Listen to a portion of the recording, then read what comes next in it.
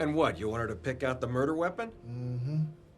I'll take you out there, but first I want to see what she can do. Absolutely not. My wife's gift is not a sideshow attraction. If she is what you say she is, then this shouldn't be a problem, Mr. Warren, right? No way. Forget it. It's this one.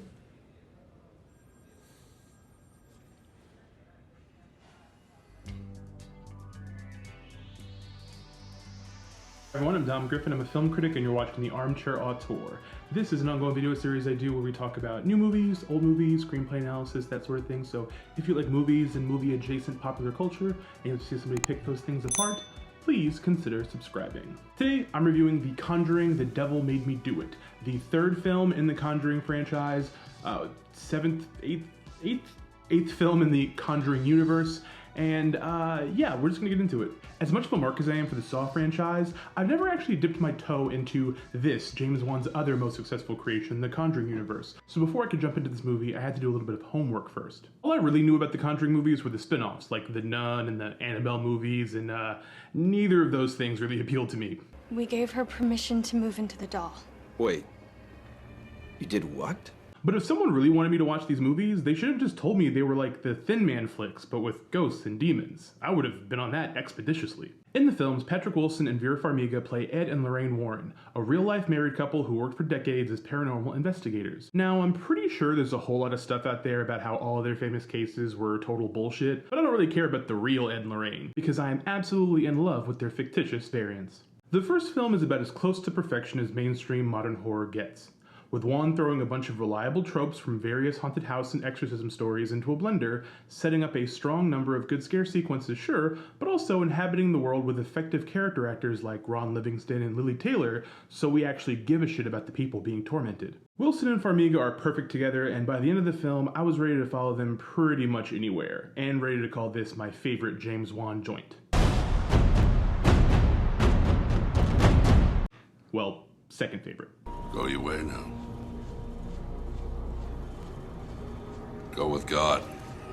Bag full of guns. Okay, tied for second favorite, whatever. I was a little less in love with the second movie for a handful of reasons. Chiefest among them, that setting this in England immediately made it feel like a Doctor Who episode. You know, one of the fillers Moffat would do when he'd spent too much of the BBC's money on dinosaurs in a spaceship or whatever, and had to try to scare people by cutting away to shadows that eat people or something. Also, this being a sequel, it makes no sense for it to be 20 minutes longer than the original, since we don't need to set up as much of the world or its leads. It just feels a little messier, and as much as I love the first Nun sequence, her importance to the plot felt really strange, and the Crooked Man took me clean out of the picture. Just a litany of weird design choices. I still rock with it because I love the Warrens, and I thoroughly enjoyed the stuff about the public not believing in their work, especially since it allowed for a small turn from Run Lola Run's Franca Patante as a skeptic, and you know, she's really underrated. Had a killer turn on Niecy Nash's show Claws in season 2.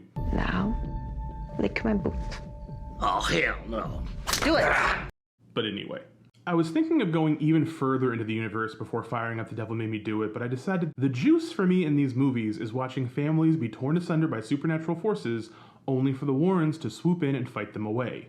And it's not just the exorcising and all the ghost hunter procedural stuff that does it for me, because honestly, I can take that or leave it. What makes it so special is the Warrens' compassion and understanding that to help these families heal is going to take more than just removing evil from the equation, but rather refilling that void with the necessary amount of love. I'm a total sucker for shit like that. But even though the third film amps up that element of the story more, I still came away with some issues with it. The Devil Made Me Do It follows a similar structure to the first two films, by beginning with the Warrens working on one case as sort of a curtain jerker before moving on to the main plot. Only in this film, the prologue case turns into the main case, as the Warrens help perform an exorcism on a young child named David that goes horribly awry, leading David's big sister's boyfriend, Arnie, to implore the demon inhabiting the kid to take him instead. In the ensuing chaos, the only person who sees this transaction occur is Ed, who is then incapacitated from heart problems. By the time he comes to and tells Lorraine what's what, the spirit has already transferred over to Arnie, who kills his landlord and gets put on trial.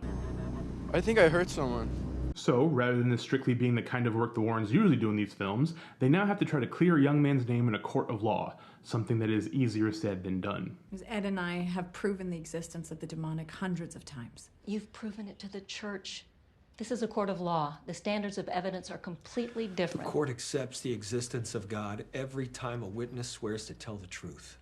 I think it's about time they accept the existence of the devil.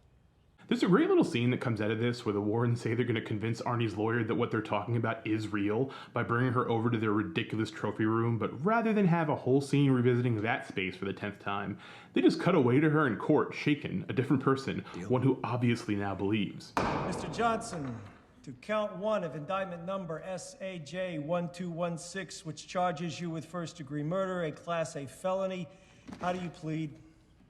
Your Honor, my client pleads not guilty by reason of demonic possession. I really dug that. And this is the first Conjuring film proper not directed by Wan, as the Curse of La Llorona helmer Michael Chaves takes over behind the camera. His style isn't drastically different enough from Wan's to be distracting, but you can feel a noticeable shift in the film's visual language. I thought it was funny that this deep into the franchise, someone finally decided to blatantly homage Billy Friedkin. Given the subject matter, you'd think that would have been cribbed more thoroughly by now. While I think The Devil Made Me Do It functions as a better sequel than The Conjuring 2 did, by virtue of being a little leaner and not wasting as much time retracing prior film steps, it still feels like an off-kilter variation of what has worked before. The way it really hits the ground running and tries to be a little more inventive with what the Warrens do, by having a full side quest of them helping to solve a murder in order to help with the current case, going full Will Graham even more so than the opening scene from 2, the specific way it moves away from the usual haunted house paradigm reminded me a little of the movie Inferno, the third Dan Brown movie Ron Howard made with Tom Hanks. That flick felt like the filmmakers consciously trying to reinvent the franchise without pushing it too far. And I think this is a better movie than that one simply by not being based on a Dan Brown novel, but it still felt like some of what I loved was missing. Like, I think the film's insistence on focusing on Satanists and occultists rather than a new monster character to be systematically spun off into a side movie is a smart one. Even if I am still kinda hoping my man Big Body Zombie still gets his own flick in the near future. Damn, boy, he's thick. Boy, that's a thick-ass boy. Damn.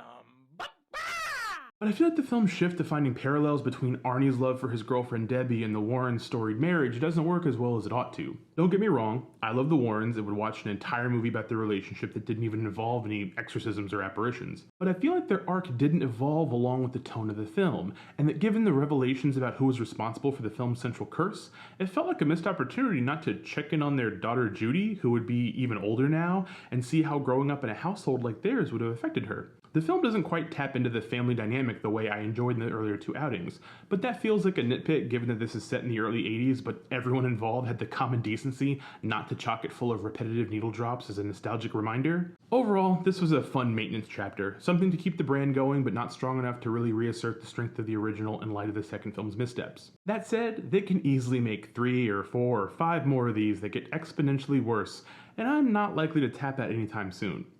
Wilson and Farmiga's chemistry is the draw here. You can shuffle around directors and settings all you like.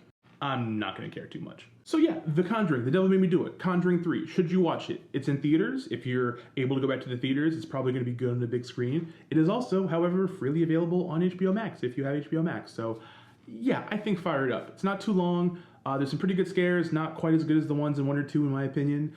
But the acting is still strong, the 2 main characters are still a lot of fun to watch. If you like the 2 of them together, you're gonna love it. Their chemistry is just magnetic. But no, I did not like it enough to force myself to go watch any Annabelle movies or Nun movies or whatever other side character they give their own picture. That stuff can continue to be in a shadowy place that I never visit. So yeah, those are my thoughts on The Conjuring, The Devil Made Me Do It. Liked it, thought it was cool. If you have any thoughts on the film, please put them in the comments below. I like talking to you guys. If you like this video, please give it a thumbs up, hit the little action. It tells YouTube that you like this video, which is good for me. And if you have not subscribed, this would be a good time to do that as well. You can hit the little bell icon thingy. It gives you notifications whenever I put out new videos, so you can be the first in line to see me talk about whatever I just watched. That's mostly what I do around here. And if you like that, thanks, and I hope you stay. So yeah, those are my thoughts. Thank you guys for watching. I will see you all in the next video. Bye.